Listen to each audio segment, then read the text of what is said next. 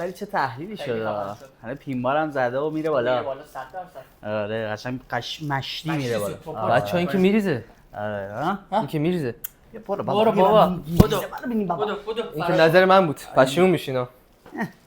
میره بالا اوه داره میریزه که نه الان میره بالا نه داره میریزه نه اوه دیدی ریختیه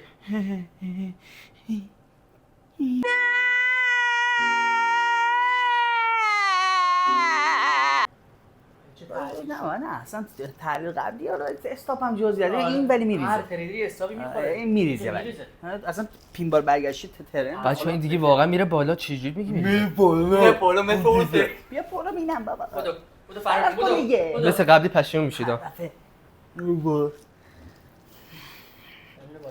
نه بابا مثل اون سری داره میشه نه بالا نه. چی شد داره میره بالا نه بالا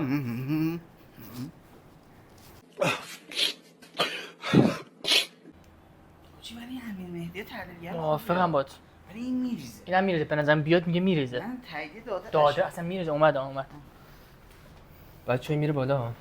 بهم اعتماد کنید. میخواین سری اعتماد کنیم حالا پشیمون میشید. اگه اعتماد نکنید. اعتماد کنیم بایش کن حالا بایش میکنه ولی من میگم میریزه منم میگم میریزه بایش این که میریزه داره میریزه ولی من این که داره میریزه ولی میگم میریزه این که داره میریزه کار شده دیگه